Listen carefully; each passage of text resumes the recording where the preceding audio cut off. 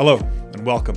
This is Self-Control, How to Build a Better Life, the podcast that will inspire you to take control of your mind and your mindset to go forward and build the life that you want to live, the life that you deserve to live.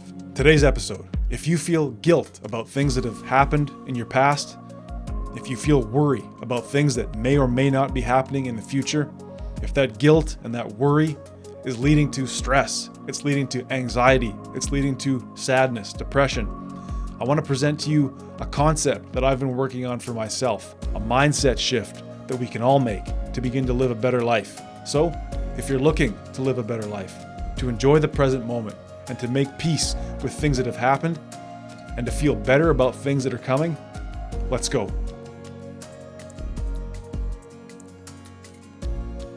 So on a previous episode of this show, I discussed the concept of negational and relational thinking. So just as a quick refresher for myself and for you, negational thinking is quite simply seeing ourselves or ourself as what we are not, right? And we do this all the time. Well, I'm not tall. I'm not handsome. I'm not sexually attractive to that person. I'm not rich. I'm not wealthy. I'm not worthy.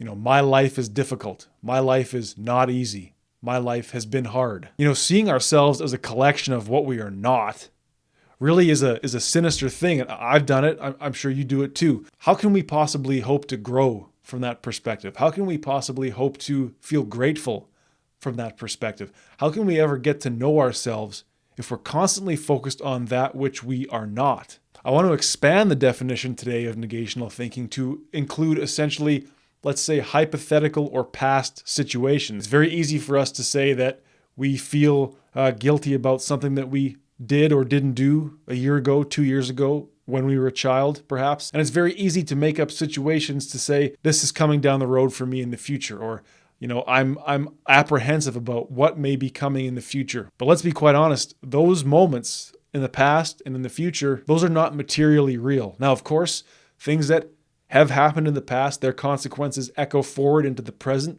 and into the future if we let them. But let's be quite honest. When we focus on things that have happened in the past or things that may be happening in the future, we are focusing on things that are not real. We are negating our current existence by focusing on unrealities, on things that are not materially real.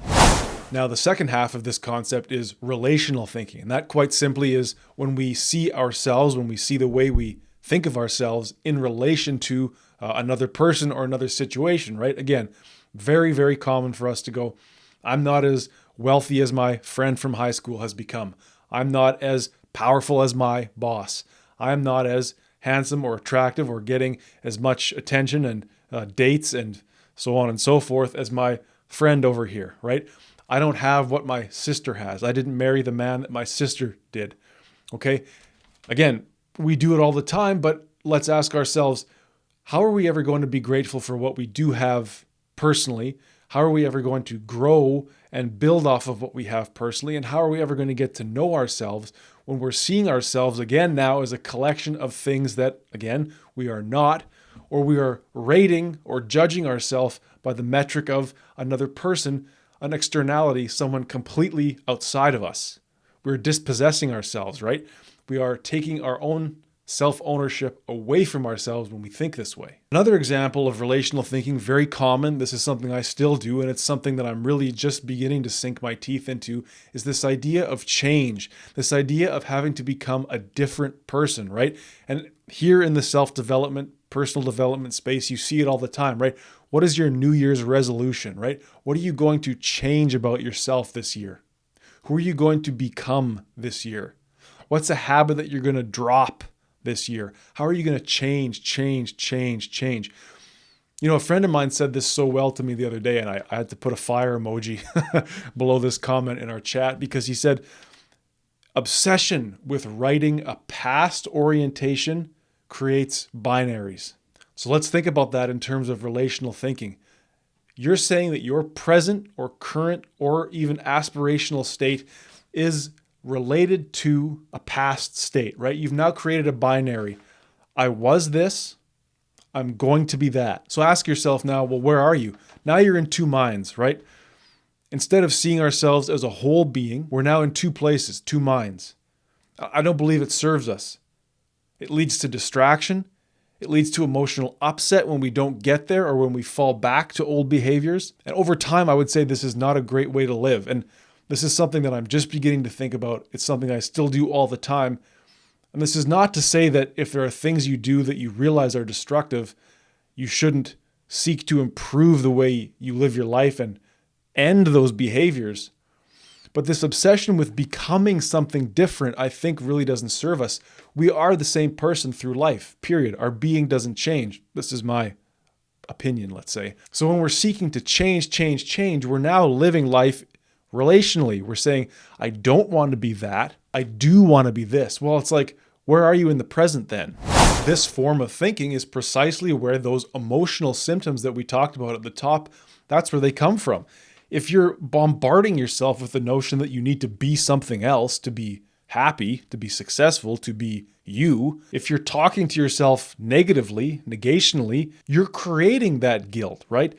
That guilt around past actions or inactions, or that worry about potential future occurrences that we all have, you're actually doing battle with things that don't exist, right? You've taken yourself out of the present moment, and now you're forcing yourself to reconcile with things that are not materially real. You're creating a binary way of thinking, two poles that pull you apart, right? It's like you've willingly or unwillingly strapped yourself into one of those medieval torture devices, and your head is being pulled one way and your feet are being pulled the other way.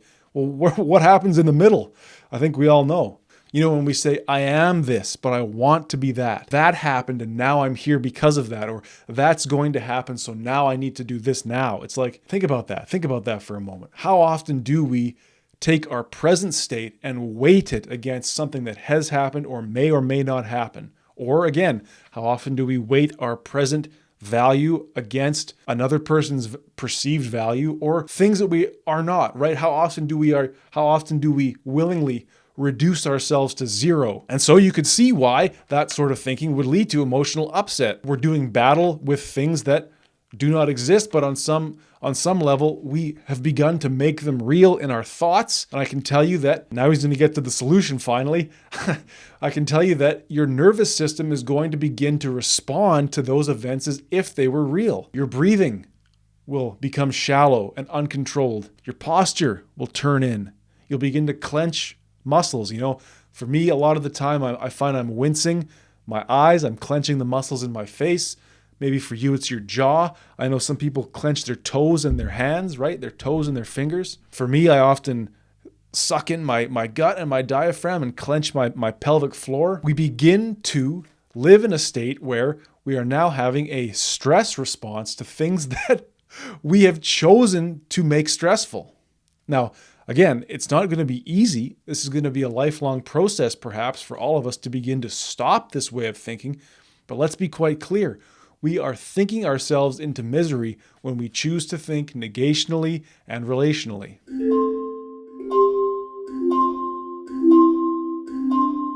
So I want to give you just a real quick example to try and ground this in an understandable, tangible way. Now, let's say a friend has called you up and asked for you to help them move, right? They're moving from one apartment to the next, or they've gotten divorced and they're moving from the really nice house into a dumpy basement suite, whatever the case may be.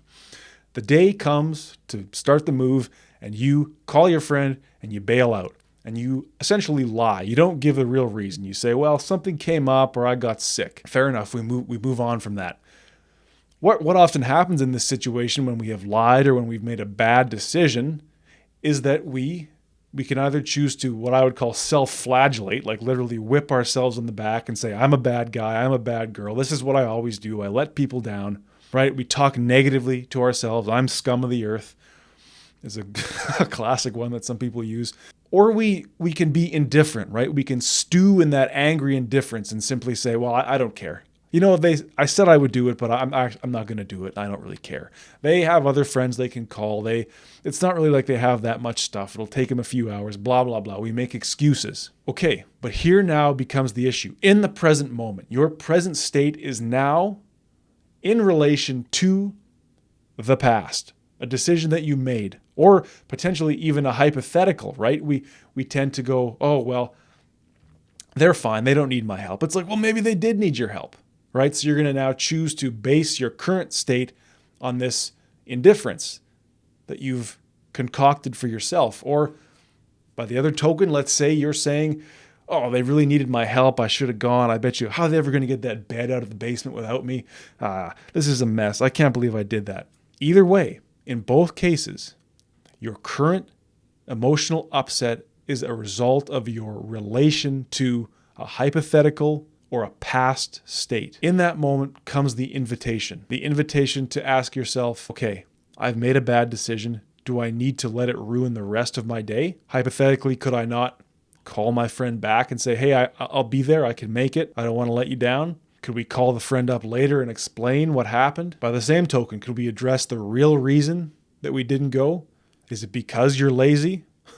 Then there's a problem with your energy levels, perhaps. Is it because you have a hard time with social contact? There's going to be people there that you don't know.